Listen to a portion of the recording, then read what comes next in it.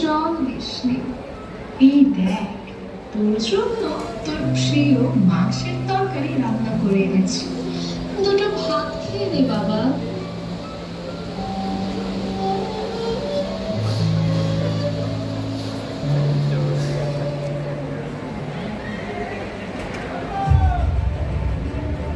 নিয়ে যাও এখান থেকে। আমি বলছি আমার ঘরে কেউ আসবে না।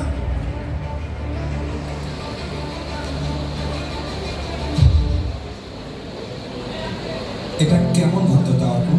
তোর জন্য লাখ লাখ টাকা খরচ করি, নামি দামি কলেজে পড়ালাম, ভার্সিটিতে দিলাম, আর তুই একটা মেয়ের জন্য, একটা বন্ধুর জন্য পড়াশোনা ছেড়ে আস মদের বোতল নিয়ে পড়ে আসিস।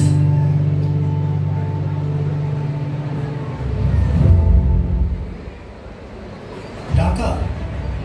হ্যাঁ, টাকা দিয়েছো তোমরা, কিন্তু ভালো সঙ্গ দিতে পেরেছ? যখন ছোট থেকে বন্ধুদের সাথে পার্টি করেছি, মদ্যপান করেছি, পরকীয়া ব্যভিচারের পেছনে ছুটেছি, তখন তো বারণ করনি একদিনও। আজকে কেন বিয়ে দিতে এসেছো? একই সুধীর বাবু, বৌদি, একই কাণ্ড এখানে।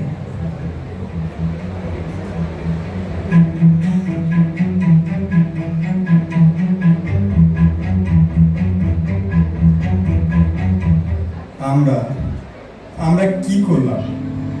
আমরা তো ওকে সব আধুনিক সুযোগ সুবিধা দিয়েছি, তারপরও সে যে ভুল পথে যাবে আমরা তো কল্পনা করতে পারি না। হ্যাঁ, আপনারা ওকে সহজ পথটা দেখিয়েছেন, আমি কলেজে পাঠিয়েছেন, কিন্তু কোনদিন কি তাকে সৎসঙ্গ বা সাধুসঙ্গ নিয়ে গিয়েছেন? শাস্ত্র শিক্ষা দিয়েছেন কি ওকে? মা বাবাকে কীভাবে সম্মান করতে হয়, লোক আর কামকে কীভাবে মুক্ত করতে হয়, সেই শিক্ষা কি তাকে দিয়েছিলেন? শাস্ত্র বলে তার ইন্দ্রদীপ্তির পেছনে ছুটে তার শেষ পরিণতি এই ডিপ্রেশন আর ধ্বংস। ও, এসেছেন আরেকজন সাধু বাবা, জ্ঞান দিতে চলে এসেছেন। যান, নিজের চরকায় গীতা দেন। সাধুসঙ্গ করে কি হবে? আমার লাইফ ধ্বংস হয়ে গিয়েছে, আমি এখন আর কারো কথা শুনতে চাই না। না না, ধ্বংস হয়নি অর্ক, তুমি কি ওর ভুল পথে করছিলে।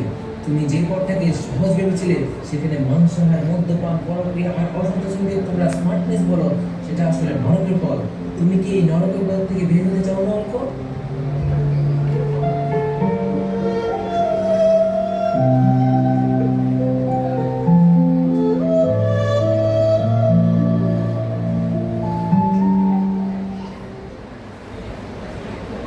আমি আমি শান্তিতে ঘুমাতে পারি না দাদা, আমার ভেতরটা পুড়ে ছাই হয়ে যাচ্ছে।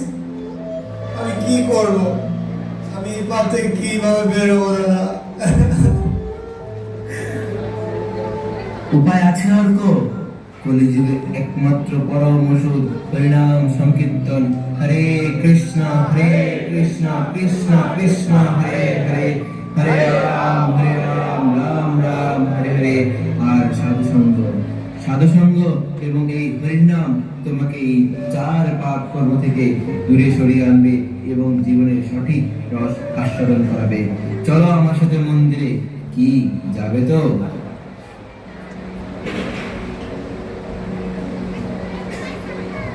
এইভাবে অর্ক তার জীবন ডিপ্রেশন এবং ধ্বংসের পথে নিয়ে যায়।